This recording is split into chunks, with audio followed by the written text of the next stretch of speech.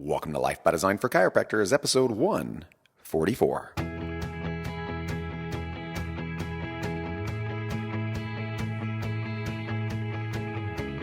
Welcome to Life by Design, the podcast for chiropractors. Here's your host, Dr. Jamie Richards. Welcome to Life by Design for Chiropractors. I'm your host, Dr. Jamie Richards. Yesterday, I sent out an email to my email list, and it had a very simple message, and it said, name in the subject line, so mail merged the name, followed by a body that had name again, and it said, it's been 6 weeks since we made spots available, period. Next line. We have 4 spots available for a case review and possible biostructural assessment. Next line. Would you like one? Signed off, Dr. Jamie, sent it off. Within, I would say, an hour, we had 4 replies back that said, yes, please, yes, here's my phone number. And over the course of yesterday and today, it's tallied up to a total of 7 requests for case reviews and possible biostructural assessments. What's my point? So, from a marketing standpoint, strategic standpoint, about once a month, every 6 weeks, depending on when we catch up with our new cases, I'll send an email out to my list, both inactive list and leads list. And I'll simply say, we have X number of spots, and authentically, we have X number of spots over the course of the next 2 weeks, and I'll send that out. So I'm not suggesting you say, we have 3 spots, and every single month you have 3 spots just magically at the same time. So we'll send that out, and it's amazing, really, when you see it at work. It's almost like magic. But it's not. If you think about the way the message is constructed, it lands in somebody's inbox, it's got their name mail merged into the subject, and it's an open-ended question. We'll even have people reply back and say, no, I'm not interested right now. I had one person reply back and say, I'm not interested right now. My husband was just in an accident, but we'd both like to come and see you. Can you contact us in 2 months? And so, in addition to those 7 new patients, 1 directly called the practice because they didn't want to miss out on those 4 spots. Now, we will legitimately have a difficult time putting all of those new patients in prior to holidays and some of these other things. So this is going to extend for quite some time for us. But my point is this. You have to nurture your list. When it comes to marketing conversions, a lot of times people think about, this person got on my email list or they contacted my practice, and I would expect them to schedule a new patient appointment instantaneously. And while that does happen, if you think about the top of the funnel, only a few percentage points of people are ready to buy anything. So whether it be chiropractic or fitness or any product, large or small, a small percentage of people are ready to buy now. And you have this other huge percentage of people progressively moving through the tiers, whether it be they're problem aware, whether it be they have no idea that they have a problem, and they simply need to be nurtured. If I look at the cases that replied back, 3 of the cases, 3 of the replies that we received back were on my email list for over 3 years. 3 years. And if you think about that, they've likely received, if I had to make a lowball estimate, they've likely received minimum 150 emails from me, more likely 200 plus emails from me.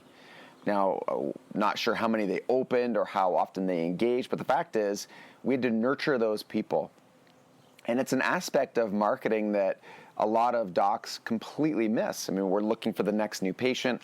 We're, in need of a new patient, and there's lots of reasons for that. A lot of times, you don't have a new patient problem.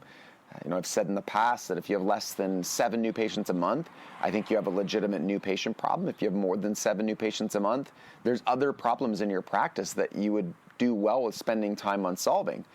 If you had 7 new patients a month and you accepted 80% of those cases, although it may not be an abundance of cases, accepting 6 out of every 7 new cases, as an example, over the course of many months and having great retention of those cases, you can build a practice. I know from experience, I built my practice that way for a long time. And it was only the last few years that marketing has been something that we've dug into and really figured out, if you will.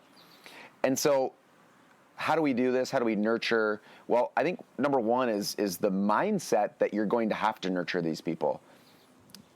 And when you're creating your marketing and you're developing your strategy, a lot of the ads that I see, a lot of the posts that I see from chiropractors, they're very needy.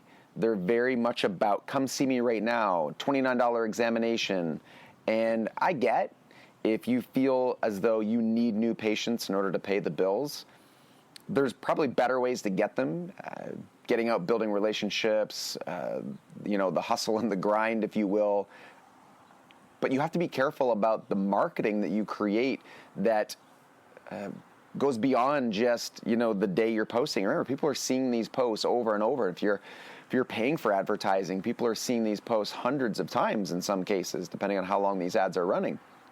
And you're getting classified in people's minds as a certain type of practice. And when you run ads for $29 examinations and they see you competing with other people running them for 28 and 27 and 26, and this race to the bottom, they're framing you in their mind in that place. And of course, you know what it's like when something is cheaper and cheaper and cheaper and cheaper, especially when you're talking about a high-ticket item, a high-value service like chiropractic.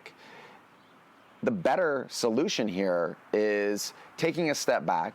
Number one, figuring out if you actually have a new patient problem, and if you do, see if there's other avenues that you can use to solve that in the meantime, while you generate and create a healthy marketing strategy that you can be consistent with in creating content and follow-ups, whether it be video content, blog content, live videos, podcasting. There's all kinds of ways to create traffic and all kinds of ways to build an audience and be legitimately and authentically helpful.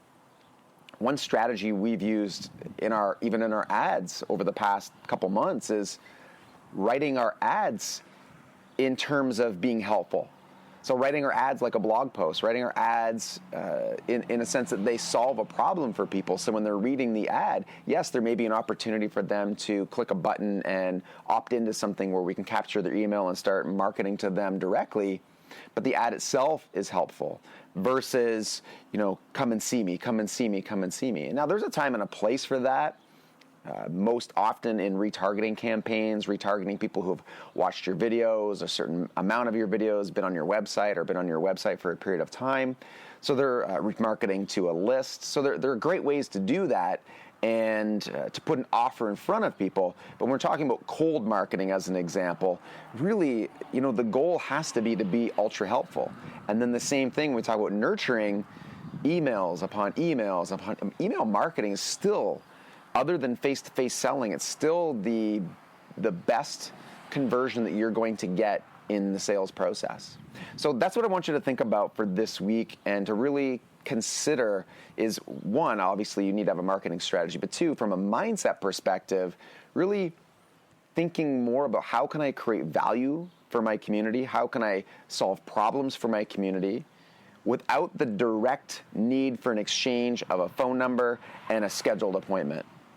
Know that without tapping into the other 90%, you are missing a massive amount. I think back to 2-3 years ago where I didn't have a lot of new patients coming from online marketing, but I was still doing it and I was capturing emails and I was emailing once or twice or 3 times a week and sending out valuable information and, running, video-based ads that were helping people solve certain problems. And here we are now 3 years later, and I run a 9-word email, as we call it, to our list, 7 new patients. So that's where that comes from. That's how that occurs. It's not as if magically I had a trick to get 7 new patients. As I said, many of those people were on our list for an extended time. Only a few of those were newer to the list. So give that some consideration. Make sure you're emailing your list. Make sure you have a list. Make sure you're finding ways to build your list. And really, when it comes down to it, you're going to have to get to work. And you're going to have to be consistent. You're going to have to do it repetitively over and over and over again. All right, guys? So until next time, thank you for listening to Life by Design for Chiropractors, the voice of reason in chiropractic.